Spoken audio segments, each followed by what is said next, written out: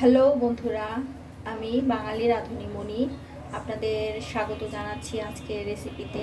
আজকে আমি রান্না করব কই মাছ ভাপা লাউ পাতা দিয়ে। এই তো আমি লাউ পাতা নিয়ে নিয়েছি, এখানে আমি কই মাছ নিয়ে নিয়েছি। কই মাছটাকে প্রথমে মেখে নেব। তো কই মাছটা রান্নার জন্য আমি প্রথমে মেখে নেওয়ার জন্য এখানে আমি শুকনো লঙ্কা বাটা দিয়ে দিলাম হাফ চামচ, জিরে বাটা দিয়ে দিলাম 1 চামচ, আর এখানে সরিষা বাটা নিয়েছি হাফ চামচের মতো। তো এই হাফ চামচ সরিষা বাটা আমি এর ভেতর দিয়ে দিলাম।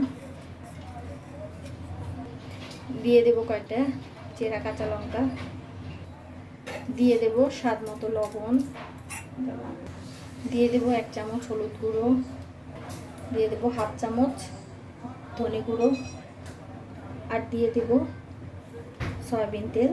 এখানে 2 চামচের মতো তেল দিয়েছি। তো এগুলো দিয়ে আমি খুব ভালো করে মাছগুলো মেখে নেব। ঠিক এইভাবে মেখে আমি বেশি না 15 মিনিটের জন্য এটাকে রেখে দেব। তারপর আমি বক্সে দিয়ে দেব। ভালো করে মাছগুলো মাখবো, যাতে এই যে এভাবে আলতো আলতো করে চিড়ে দিয়েছি, যাতে মশলাগুলো মাছের ভেতর ঢোকে। তো দেখুন প্রত্যেকটা মাছ মশলার সাথে খুব ভালো করে মাখানো হয়ে গেছে। তো আমি 15 মিনিট পর এটাকে বক্সে সেট করে দেব।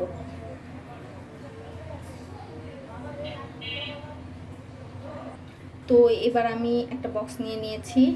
এর ভেতর এই দেখুন আমি লাউ পাতাগুলো কুচি কুচি লাউ পাতাই নিয়েছি। তো এগুলোকে সুন্দর করে এভাবে প্রথমে সেট করে দেব।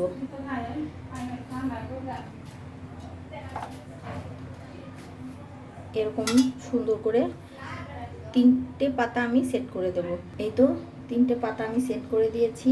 এবার আমি মাছগুলোকে খুব ভালো করে বসিয়ে দেব, যাতে ভালো করে ভাপানোটা হয় তার জন্য। এখানে আমি এটা দেশি কই নিয়েছি, দেখুন ছোট ছোট এক সাইজের। তো এবার আমি মশলাটা দিয়ে দিচ্ছি।